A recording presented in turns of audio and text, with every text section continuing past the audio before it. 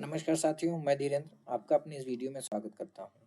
जैसा कि आप देख सकते हैं, आज हम क्लास 6 एनसीईआरटी हिस्ट्री यानी कि आवर पास्ट का चैप्टर 4 डिस्कस करने वाले हैं। ठीक है, तो चैप्टर 4 है what books and burials tell us. Burials यानी कि जो कब्र होती है उसको बेरियल्स बोलते हैं, और बुक्स यानी कि किताबें, यानी कि जो किताबें हैं और जो कब्रें हैं वो हमें क्या बताती हैं। तो मैरी एक लाइब्रेरी में जाती है, वहाँ पे उसके बारे में दिया गया है कि क्या क्या देखती है। एज द बेल रैंक, जैसे ही स्कूल की घंटी जो बजती है, the teacher asked the student to follow him because they were going to the library for the first time. Follow follow him यानी कि उनको पीछे पीछे चलो। तो टीचर ने बच्चों को बोला, स्टूडेंट्स को, कि तुम लोग मेरे पीछे पीछे आओ। ऐसा क्यों बोला? क्योंकि वो लोग फर्स्ट टाइम जो है कि लाइब्रेरी में जा रहे थे, पहली बार।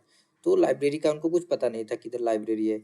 वेन मैरी स्टेप्ड इनसाइड, जब मैरी ने जैसे स्टेप मतलब पैर रखा, मैरी ने जैसे ही पैर लाइब्रेरी के अंदर रखा तो उसने पाया कि the library was much larger than their classroom. जो लाइब्रेरी थी वो उनके क्लासरूम से बहुत बड़ी थी। And there were so many shelf all full of books. Shelf मतलब कि जो रैक्स होते हैं, जैसे एक कबर्ड होता है, यहाँ पे बहुत सारी एक से रैक्स होती है ना, तो वहाँ पे वो देखती है कि बहुत सारे शेल्फ थे, बहुत सारी रैक थी जो कि किताबों से भरी पड़ी थी। In one corner was a cupboard fill with large old volumes. और उसने देखा कि एक कॉर्नर में एक अलमारी है जो कि बहुत बड़ी है। ठीक है, और वहाँ पे किताबों की बहुत कुछ पुरानी किताबें रखी हुई हैं, ओल्ड वॉल्यूम्स हैं। ठीक है, यानी कि पुरानी किताबें रखी गई हैं। Seeing her trying to open the cupboard, the teacher said, "That cupboard has very special books on different religions." तो जैसे ही टीचर ने देखा कि मैरी जो है ट्राई कर रही है उस कबर्ड को ओपन करने के लिए, तो टीचर ने उसको बोला कि वो कबर्ड तुम देख रही हो उसमें जो भी किताबें हैं बहुत स्पेशल बुक्स हैं, बहुत स्पेशल किताबें हैं, वो डिफरेंट रिलीजन्स पे हैं। उसमें जो भी किताबें हैं वो डिफरेंट रिलीजन्स पे हैं। Did you know that we have a set of the Vedas. क्या तुम जानती हो हमारा हमारे पास जो हमारा एक वेदास का एक सेट है। What are the Vedas, Vedas क्या है? Mary wondered, let us find out. जैसे ही टीचर ने पूछा कि what are the Vedas, Vedas क्या होते हैं, तो मैरी वंडर यानी सोचने लगी। चलो वही वेदास के बारे में देखते हैं। One of the oldest books in the world, one of the oldest books in the world, यानी कि हम उस बुक्स के बारे में पढ़ने जा रहे हैं जो कि दुनिया की सबसे पुरानी किताबों में से एक है। जो कि नॉर्मली ग्रंथ है, यहाँ पे बोलेंगे ओल्डेस्ट बुक्स, यानी कि जो दुनिया में सबसे पुरानी किताबों में से एक है, उसको उसके बारे में देखने जा रहे हैं। You may have heard about the Vedas. आपने शायद वेदास के बारे में सुना होगा। There are four of them. चार वेद होते हैं, द ऋग्वेद, सामवेद, यजुर्वेद एंड अथर्ववेद। ठीक है, चार टाइप के वेद होते हैं। कौन कौन? Rigveda, Samaveda, Yajurveda and Atharvaveda. The oldest Veda is the Rigveda. जो सबसे पुराना वेद है, जो सबसे ओल्डेस्ट है, वो है Rigveda. Composed about 3500 years ago, जो कि आज से 3500 साल पहले जो कंपोज किया गया यानी कि लिखा गया है। The Rigveda include more than 1000 hymns called sukta और वेल सेड। हिम्स का मतलब होता है प्रार्थना। ठीक है, यानी कि जो ऋग्वेद है उसमें लगभग 1000 से ज्यादा भी प्रार्थनाएं हैं, जिसको कि सुक्त बोला जाता है। सुक्ता, सुक्ता का मतलब क्या होता है? वेल सेड, यानी कि अच्छा कहा गया कुछ। These hymns are in praise of various gods and goddesses. Gods मतलब देव, गॉडेसेस मतलब देवियां। प्रेज का मतलब होता है कि स्तुति या प्रशंसा। जो ये हिम्स हैं, जो प्रार्थनाएं हैं, वो वरियस देवी और देवताओं की प्रशंसा में कंपोज किए गए हैं। Three gods are specially important. जो उनमें से तीन गॉड जो है, तीन उसमें से जो तीन गॉड इम्पोर्टेंट है, स्पेशली इम्पोर्टेंट है, वो कौन कौन से? अग्नि, द गॉड ऑफ फायर। अग्नि यानी कि आग के देवता, फायर के देवता। Indra, warrior god. इंद्र एक warrior god. And Soma, a plant from which special drink was prepared. एक सोम जो कि एक पौधा है, एक प्लांट है, जिससे कि एक स्पेशल ड्रिंक जो है प्रिपेयर किया जाता है। ठीक है, क्या क्या देखा कि उनमें तीन गॉड इंपॉर्टेंट। एक तो गॉड ऑफ फायर यानी कि आग के देवता है। इंद्र जो कि क्या है? वॉरियर गॉड यानी कि युद्ध के देवता है वो। ठीक है, और तीसरा क्या है कि सोम, सोम एक प्लांट है जिससे कि इस स्पेशल टाइप का ड्रिंक जो है प्रिपेयर किया जाता है। These hymns were composed by sheikhs, rishis, जिनको कि हिंदी में ऋषि बोलते हैं, सेक्स मतलब साधु, ठीक है। तो जो ये हिम्स हैं, जो भी प्रार्थनाएं हैं, किसके द्वारा कंपोज की गई हैं? साधुओं के द्वारा। Priest taught student to recite and memorize each syllable, word and sentence bit by bit with great care. Recite का मतलब होता है सुनाना, ठीक है, या सुनना। मेमोराइज यानी कि याद करना।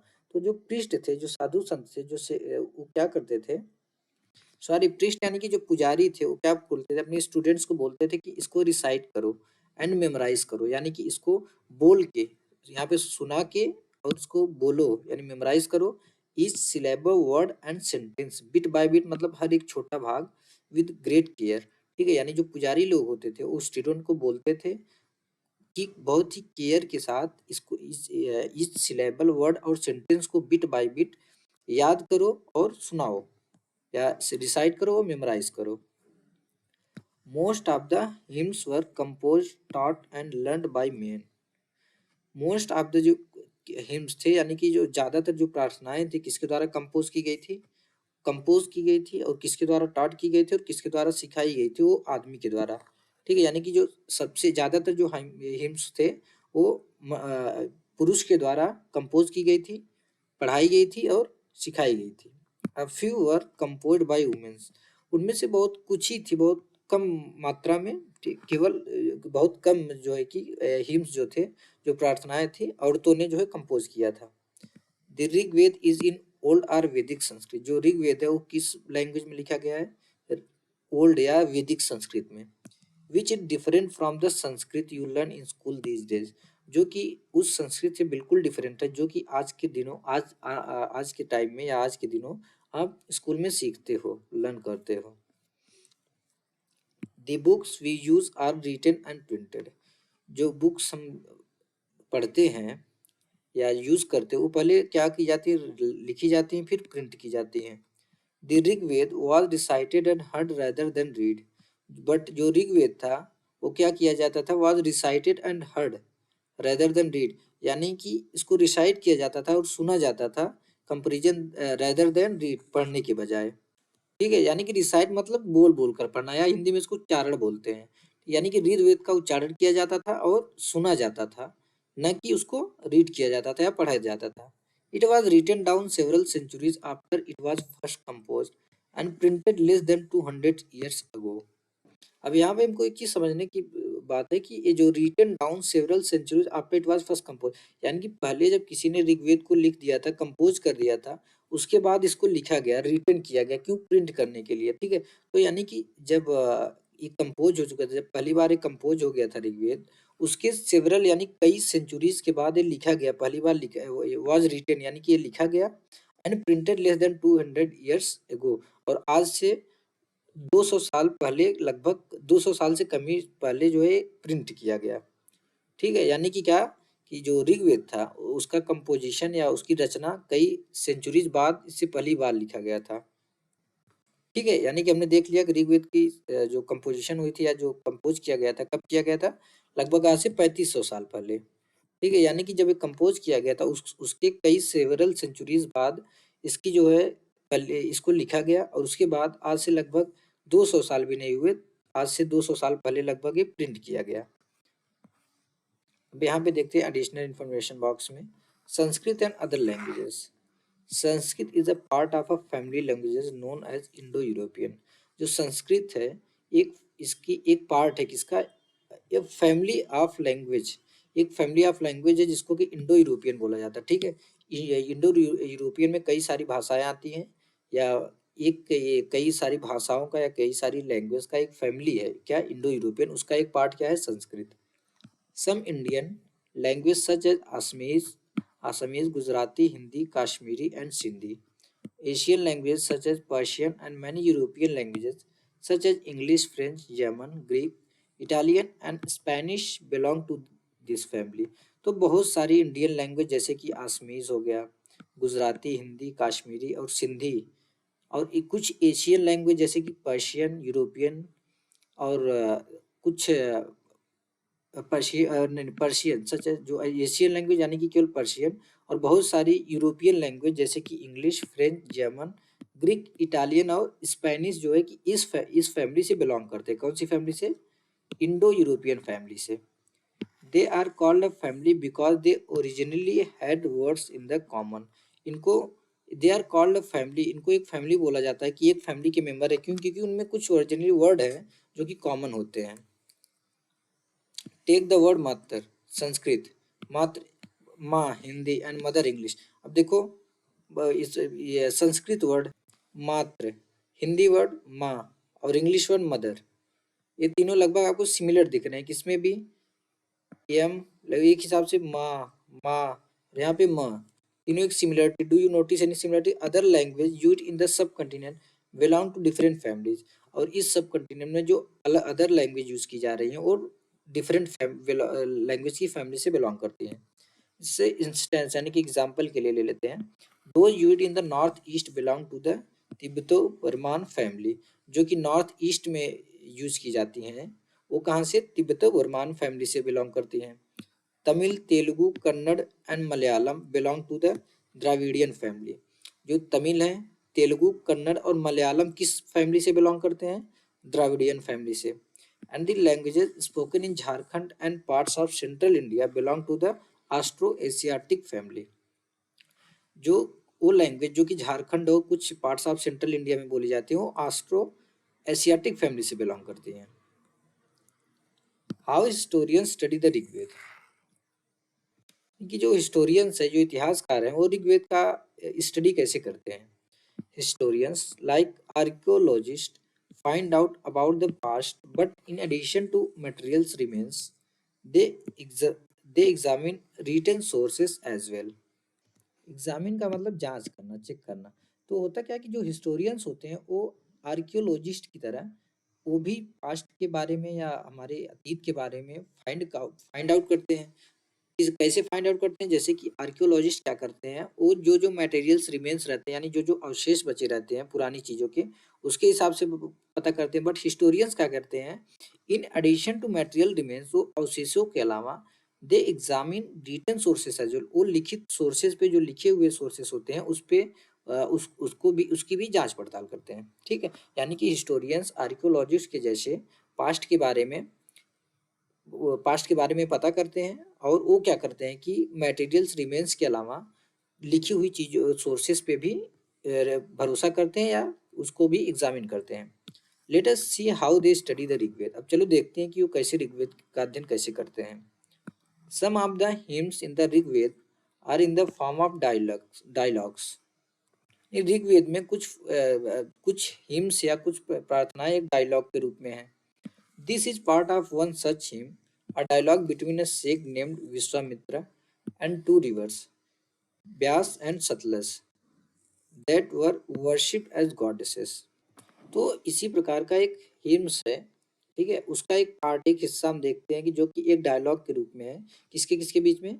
एक सेग थे, यानी कि एक साधु थे, एक ऋषि थे, विश्वामित्र, उनके बीच का, और एक दो रिवर थी जो कि ब्यास और सतलज, जो कि उस टाइम पूजा की जाती थी, वर्शिप की जाती थी एज ए देवियों के रूप में। तो उन्हीं उन्हीं के बीच का ये हम डायलॉग देखते हैं। सबसे पहले हम इन नदियों का लोकेशन देख लेते हैं। ठीक है, तो यहाँ पे जैसे कि हम साथियों देख सकते हैं कि यहाँ पे इंडस रिवर है, तो ये दोनों क्या है? इंडस रिवर की ट्रिब्यूटरी है, यानी सहायक नदियां हैं। हिंदी में इनको सहायक नदियां बोलते हैं। यहाँ पे देखो ब्यास रिवर है और यहाँ पे सतलज रिवर है। ठीक है, तो वो डायलॉग देखते हैं दोनों के बीच में, जो विश्वामित्र एंड द रिवर्स। कौन कौन सी रिवर? ब्यास एंड सतलज। विश्वामित्र क्या बोलते हैं कि वो rivers come down from the mountains like two swift horses, like two shining cows that lick their calves. Swift horses यानी कि जो बहुत ही फुर्तीले घोड़े होते हैं, बहुत तेज दौड़ते हैं। और यहाँ पे जो काल्व्स का मतलब होता है कि जो गाय होती है, काऊ होती है, उसके बछड़े को बोला जाता है। ठीक है, तो बोलते हैं वे नदियाँ come down from the mountains like two swift horses, यानी कि आप माउंटेन से दो स्विफ्ट हॉर्स के रूप में या दो फुर्तीले घोड़े के रूप में नीचे आती हुई, like two shining cows that lick their calves. तो विश्वामित्र रिवर से क्या बोलते हैं कि हे नदियाँ, दो शाइनिंग काउज के दो शाइनिंग काउज यानी चमकती गायों की तरह, या जो अपने बछड़ों को चाटती हुई, लेकिन मतलब यहाँ पे चाटना है, तो ये जो गाय होती है अपने जब बछड़े को जिस प्रकार से चाटती है उस प्रकार, और दो शिफ्ट हॉर्सेस की तरह आप माउंटेन से नीचे आओ, you move like chariot to the sea through the power of Indra. Chariot का मतलब होता है रथ, यानी कि you move like chariot to the sea, तुम लोग एक रथ की तरह सी की तरफ बढ़ती चली जा रही है through the power of Indra, Indra के द्वारा दी गई शक्ति की वजह से। You are full of water and wish to unite with one another, तुम दोनों जो है कि पानी से, वाटर से पूरी तरीके से भरी भरी हो, and wish to unite with one another, और एक दूसरे के साथ जो है मिल जाना चाहती हो। फिर रिवर्स क्या रिप्लाई देती हैं कि we who are full of water move along the path the god have made for us, कि हम जो पानी से भरे हुए, we are full of water, यानी कि हम जो हैं जो कि पानी से भरे पड़े हैं, और हम उसी रास्ते के अलॉन्ग जा रहे हैं, उसी रास्ते के अलॉन्ग मूव कर रहे हैं जो कि भगवान ने हमारे लिए बनाया है। वंस वी स्टार्ट फ्लोइंग, जब एक बार हम फ्लो करना स्टार्ट करते हैं, यानी बहना स्टार्ट कर देते हैं, we can not be stopped, हम रोके नहीं जा सकते। Why do you pray to us, वो से उस मतलब वो बोलते हैं कि हे विश्वामित्र, हे ऋषि, तुम फिर भी इतना जानते हुए भी हमारे लिए क्यों प्रे कर रहे हो। विश्वामित्र क्या बोलते हैं, O sisters please listen to me, O sister please हमें सुनो। The singer who has come from a distance with his chariots and carts, cart मतलब कि गाड़ी। तो विश्वामित्र बोलते हैं, ओ सिस्टर प्लीज हमें सुनो, कि ये जो सिंगर है, यानी कि सिंगर पे यहाँ पे कहने का मतलब विश्वामित्र, ये जो है बहुत दूरी से अपने रथ और गाड़ियों के साथ आया हुआ है। Let your waters not rise above our axles so that we can cross safely. Axle क्या होता है, जैसे कि ये रथ हो गया, रथ का जो पहिया होता है ना, ये तो ये वाला जो है इसको एक्सल बोलते हैं। ठीक है, बोलता है let your water not rise above our axle, जो हमारा एक्सल है अपने पानी को उससे ऊपर ना जाने दो, so that we can cross safely, ताकि हम सेफली जो है क्रॉस कर सके। द रिवर्स, रिवर क्या बोलते हैं, we will listen to your prayer so that you can cross safely, कि हम जो है तुम्हारी प्रेयर को या तुम्हारी प्रार्थना को सुनेंगे सो दैट कि तुम सेफली जो है क्रॉस हो जाओ। Historians point out that this hymn was composed in the area where these rivers flow। तो हिस्टोरियन ने क्या पॉइंट आउट किया, क्या पता लगा कि ये जो प्रार्थनाएं हैं वो वहाँ उस एरिया में कंपोज की गई है जहाँ पे ये रिवर जो है, यानी कि सतलज और ब्यास जो है कि फ्लो होती हैं। दे आल्सो सजेस्ट दैट से life in a society where horses and cows were valued animals. तो वो और क्या सजेस्ट करते हैं कि जहाँ पे ऋषि रहते थे वो ऐसी सोसाइटी में रहते थे कि जहाँ पे हॉर्सेस को, घोड़ों को और काऊ को बहुत ही एक वैल्यूड एनिमल माने जाते, मतलब बहुत वैल्यूएबल एनिमल माने जाते थे। That is why the rivers are compared to horses and cows. इस वजह से that is why the rivers are compared to, कि इसी वजह से जो रिवर्स हैं वो एज हॉर्सेस और काऊ के रूप में उनको कंपोज किया गया है। अदर रिवर्स, दूसरी नदियाँ, specially the Indus and its other tributaries and the Saraswati are also named in the hymns. अदर नदियाँ स्पेशली इंडस और इसकी ट्रिब्यूटरीज और सरस्वती जो रिवर है, ये सब भी इस हिम्स में इनका भी नाम है। The Ganga and Yamuna are named only once, but जो गंगा और यमुना है इनका केवल एक बार नाम जिक्र है उसमें। अब यहाँ पे जैसे आप देख सकते हैं एक मैन्युस्क्रिप्ट है, A page from a manuscript of the Rigved, Rigveda की मैन्युस्क्रिप्ट का एक पेज है। This manuscript of the Rigveda on birch bark was found in Kashmir. यह जो मैन्युस्क्रिप्ट है इस पे लिखा गया था ऑन birch bark पे। ठीक है, birch नाम का एक पेड़ होता है, उसकी बार, birch bark नाम का पेड़ होता है, उसकी जो छाल होती है ऊपर वाली, उस पे लिखा गया था। अबाउट 1500 ईयर्स ago, आज से लगभग 150 साल पहले। It was used to prepare one of the earliest printed text of the Rigved as well as the English translation। तो हमने क्या देखा कि बिर्च बार्क, यानी एक पौधा होता है जो कि कश्मीर में पाया जाता है। बार्क यानी कि उसकी छाल, वो पेड़ होता है ना, तो उसकी जो छाल होती है। तो this manuscript of the Rigveda on birch bark was found in Kashmir. जो ये मैन्युस्क्रिप्ट है कहाँ पे पाई गई थी, कश्मीर में, जो कि एक बिर्च नाम के पौधे के बार्क पे, यानी कि उसकी छाल पे लिखा गया था।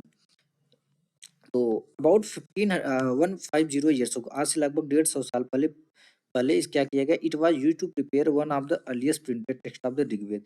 आज से लगभग 150 साल पहले ऋग्वेद को सबसे पहली बार प्रिंट के लिए इसका जो है उपयोग किया गया था, इस चीज का यूज किया गया था प्रिंटिंग के लिए। As well as an English translation, और इसी मैन्युस्क्रिप्ट को देखकर इसका जो है इंग्लिश ट्रांसलेशन भी तैयार किया गया। It is now preserve in a library in Pune Maharashtra. आज के टाइम में इसको कहाँ पे प्रिजर्व किया गया है, एक लाइब्रेरी है पुणे में, महाराष्ट्र में, जो कि पुणे कहाँ पे है, महाराष्ट्र में, वहाँ पे इसको प्रिजर्व किया गया है एक लाइब्रेरी में।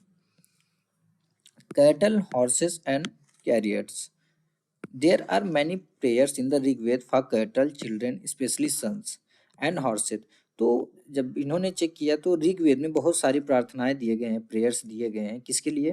कैटल के लिए, और चिल्ड्रन के लिए, चिल्ड्रन में स्पेशली लड़कों के लिए, और हॉर्सेस के लिए. Horses were yoked to chariots that were used in battles which were fought to capture cattle. योग मतलब क्या होता है? योग का मतलब होता है ये- ये जो एक हिसाब से आप दास इसे मान लो या याचक, यानी ये दासत्व का एक हिसाब से चिन्ह चिन्ह होता है, सिंबल होता है कि were yoked to chariot that were used in battle, यानी हॉर्सेस को रथों के लिए यूज किया जाता था, रथों को खींचने के लिए. यहाँ योग का आप खींचने के लिए बोल लो, ठीक है? तो रथों को खींचने के लिए यूज किया जाता था, किसमें? That were used in battle, कि वो रथ जो कि बैटल में यूज किए जाते थे. विच वर फॉट टू कैप्चर कैटल, यानी उस युद्ध में, वो युद्ध क्यों लड़ा जाता था? कैप्चर को, सॉरी, कैटल को कैप्चर करने के लिए, ठीक है? यानी कि हमने क्या देखा कि बहुत सारे प्लेयर्स रिक्वेड में है, किसके लिए? कैटल के लिए, और स्पेशली चिल्ड्रन में सन के लिए, और हॉर्सेस के लिए.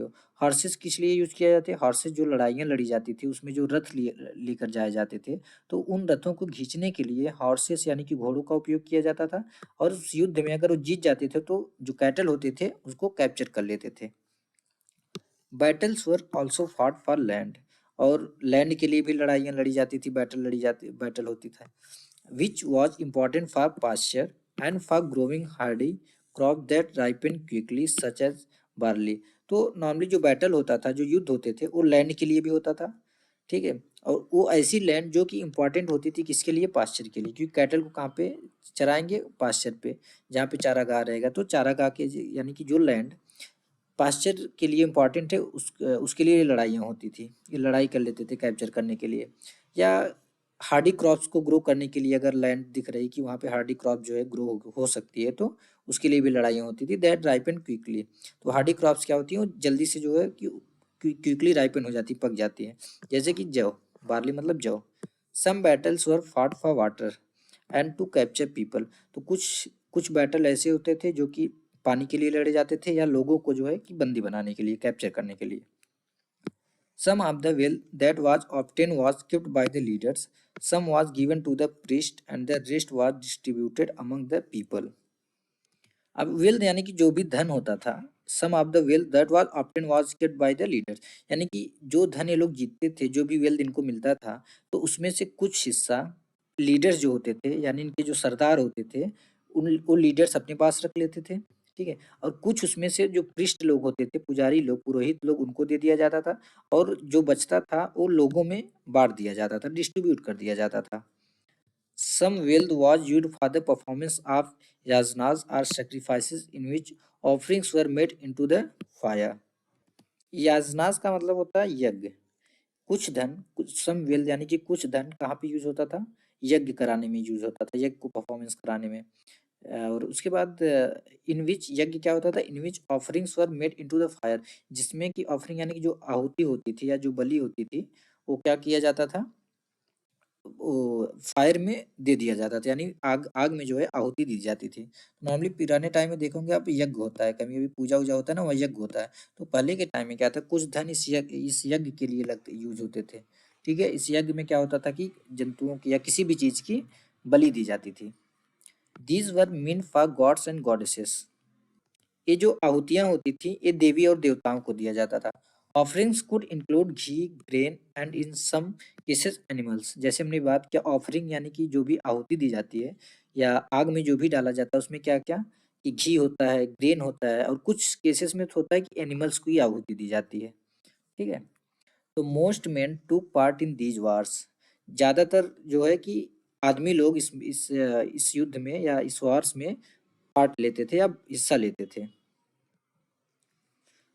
There was no regular army, but there were assemblies where people met and discussed matter of war and peace.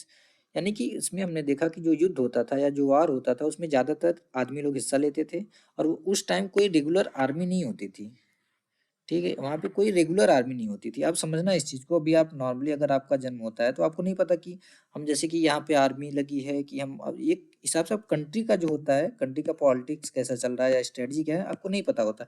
तो एक इस हिस्ट्री को पढ़ते पढ़ते टाइम आप ना उसी हिसाब से सोचो. तो उस टाइम देखो क्या होता था, वार तो होते थे, बट कोई रेगुलर आर्मी नहीं होती थी.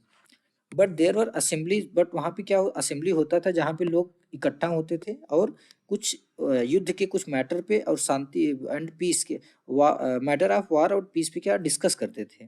दे also choose leaders who were often brave and skillful warriors, यानी कि वो क्या करते थे, उन लीडर को चूज करते थे, अपना बॉस बनाते थे, अपना सरदार बनाते थे, जो कि बहुत ही बहादुर होते थे और स्किलफुल वॉरियर्स होते थे। वर्ड्स टू डिस्क्राइब पीपल, यानी ऐसे वर्ड जो लोगों की विशेषता बताएं। There are several ways of describing people, बहुत सारे वेज थे, बहुत सारी सेवरल वेज थे लोगों को डिस्क्राइब करने के, या बहुत सारे तरीके थे लोगों को डिस्क्राइब करने के। In terms of the work they do, the language they speak, the place they belong to, their family, their communities and cultural practices. तो बहुत सारे तरीके हैं किसी डिस्क्राइब पीपल, लोगों को डिस्क्राइब करने के लिए। जैसे कि इन terms of the work they do, यानी कि वो जिस हिसाब या जैसा वो काम करते हैं। द लैंग्वेज दे स्पीक, यानी जिस प्रकार की वो लैंग्वेज बोलते हैं। The place they belong to, किस प्लेस से वो रहते हैं, बिलोंग करते हैं। उनकी फैमिली और उनकी कम्युनिटी और उनकी कल्चरल प्रैक्टिसेस, यानी इन सारे वेज के हिसाब से, इन सारे तरीकों के हिसाब से कि लोग कहाँ पे रहते हैं, ये कौन सा काम करते हैं, कौन सी लैंग्वेज बोलते हैं और कौन से प्लेस से बिलोंग करते हैं, उनकी फैमिली, उनकी कम्युनिटी और उनके कल्चरल प्रैक्टिसेस के हिसाब से लोगों को डिस्क्राइब किया जाता था। Let us see some of the words used to describe people found in the Rigveda. तो चलो हम देखते हैं कि ऋग्वेद में कुछ वर्ड यूज किए गए हैं लोगों को डिस्क्राइब करने के। There are two groups who were describe in terms of their work, दो ग्रुप हैं जो कि इन टर्म्स ऑफ अपने अपने काम के हिसाब से डिस्क्राइब किए गए, जैसे the priest sometimes call brahmins who perform various rituals and the raja and the rajas, यानी पृष्ठ लोग जिन्हें कभी कभी क्या ब्राह्मण कहा जाता था। ठीक है, वो तरह तरह के क्या करते थे, यज्ञ करते थे और रिचुअल्स परफॉर्म करते थे। और दूसरे लोग कौन थे, वो राजास थे। These rajas were not like the ones you will be learning about later, ये राजा उस टाइप के राजा नहीं है जिसके बारे में अब आप बाद में लर्न करोगे। They did not have capital cities, उनकी कोई एक कैपिटल सिटीज नहीं हुआ करती थी। पैलेसेस आर आर्मीज, न ही उनका कोई एक पैलेस होता था, न ही उनकी कोई आर्मीज होती थी। Not did they collect taxes, यहाँ तक कि वो टैक्सेस भी नहीं कलेक्ट करते थे। Generally sons did not automatically succeed fathers as rajas, और सबसे जनरली क्या होता था कि जैसे हमने अभी जो राजा के बारे में पढ़ेंगे, हम देखते हैं कि राजा मरा, उनका जो बेटा रहेगा नेक्स्ट बड़ा वाला, वो राजा होता था। तो इसमें क्या था, जनरली जो बेटा रहता था राजा का, वो ऑटोमेटिकली जो है पिता का जो भी उसका पिता जो राजा है उसकी उपाधि या एज ए राजा वो नहीं सक्सीड करेगा। Two words were use to describe the people और the community as a whole, यानी लोगों को या जनता या पूरे कम्युनिटी के लिए दो शब्दों का इस्तेमाल किया जाता था। One was the word jana, which we still use in Hindi and other languages, यानी एक वो शब्द था जिसको कि जन, जिसका यूज हम हिंदी व अन्य लैंग्वेज में आज भी करते हैं। जो दूसरा था वो था wish. The word Vysya comes from wish, जो वैश्य है वो कहाँ से आया, विश से आया। You will learn more about this in chapter 5, chapter 5 में इसके बारे में और पढ़ेंगे। सेवरल विश आर जन आर मेंशन बाय नेम, ठीक है, तो बहुत ऋग्वेद में बहुत सारे विश और जनों के नाम वहाँ पे मेंशन है। So we find difference to the Purujan are vish, the Bharat jan are vish, the Yadujan are vish and so on. तो हमें ऋग्वेद में दो शब्द जैसे मिलते हैं क्या क्या, विश और जन, तो इसलिए उसमें और क्या मिलते हैं हमें, पुरुजन या विश, या भारतीय जन या विश, या यदुजन या विश, इसी प्रकार के कई उसमें जो है मेंशन है। Sometimes the people who compose the hymns describe themselves as Aryas and call their opponent दासाज or दास्यूस। तो क्या होता था कि समटाइम्स जो लोग इन जो हिम्स को या इन प्रार्थनाओं को ऋग्वेद में कंपोज किए थे, वो अपने आप को आर्य बोलते थे। ठीक है, और जो उनके अपोनेंट्स होते थे या उनके जो विरोधी होते थे उनको दास या दास्यु बोलते थे। These were people who did not perform sacrifices and probably spoke different languages. अभी दाशु कौन होते थे, दास या दाशु कौन होते थे, ये ऐसे लोग होते थे साथियों जो कि सेक्रीफाइसेस परफॉर्म नहीं करते थे और संभवतः वो डिफरेंट लैंग्वेज भी बोलते थे। Later the term dasa and the feminine dasi came to mean slave, बाद में जो टर्म था दास या दासी, एक इसका मतलब क्या हुआ, slave. Slaves were women and men who were often captured in war. Normally अब क्या होता था कि जब वॉर होता था तो नॉर्मली स्लेव को, जो कि मेन होते थे या वुमेन होती थी, उनको कैप्चर कर लिया जाता था, उन्हें बंदी बना लिया जाता था। They were treated as the property of their owners. अब उनको क्या जो ऐसा क्यों किया जाता था, क्योंकि जो स्लेव होते थे ना, वो अपने एक ओनर की क्या प्रॉपर्टी माने जाते थे, who could make them do what ever work they wanted. यानी कि ये जो स्लेव होते थे, कि राजा जो भी चीज चाहता था या इनका ओनर जो भी चीज चाहता था, तो वो उसके लिए ये चीजें करते थे, जो स्लेव होते थे। While the Rigved was being composed in the northwest of the subcontinent, there were other developments elsewhere. तो क्या हुआ कि जिस टाइम में while the Rigveda was being composed in the northwest, north west था, इस सब कंटिनेंट के नॉर्थ वेस्ट में जब ऋग्वेद कंपोज हो रहा था, तो अदर प्लेसेस पे कुछ अलग चेंजेस हो रहे थे या डेवलपमेंट हो रहे थे। Let us look at some of these, इसमें से कुछ अभी देखते हैं हम। ठीक है, तो हमने यहाँ पे क्या देखा कि जो कंपोज किए थे ऋग्वेद में, जो हिम्स कंपोज करते थे, वो नॉर्मली अपने आप को क्या बोलते थे, आर्य बोलते थे। और जो उनके विरोधी होते थे उनको उन्होंने दास बोला या दास्यु बोला। ठीक है, ये दास कौन होते थे, नॉर्मली जिनको परमिशन नहीं था कि वो सेक्रीफाइसेस यानी कि यज्ञ करे या सेक्रीफाइसेस परफॉर्म करे। और नॉर्मली प्रोबेबली माना जाता है संभवतः डिफरेंट लैंग्वेज भी बोलते थे। ठीक है, और बाद में इसी दास को या दासियों को क्या बोला गया, स्लेव। स्लेव या जो कि मेन होते थे या वुमेन होती थी, युद्ध में इन्हीं को कैप्चर कर लिया जाता था। क्यों, क्योंकि ये अपने राजा की या अपने ओनर की बहुत बड़ी प्रॉपर्टी होते थे, जो स्लेव होते थे। क्यों, क्योंकि राजा या ओनर इनका जो भी इनको बोलता था, ये वो चीज इनको करना पड़ता था। ठीक है, तो और हमने क्या देखा कि जब ऋग्वेद की रचना यहाँ पे हो रही थी या कंपोज किया जा रहा था नॉर्थ वेस्ट में इस सब कॉन्टिनेंट के, तो दूसरी जगहों पे कुछ और हो रहा था। Let us look at some of this, इसमें से कुछ अभी हम देखते हैं।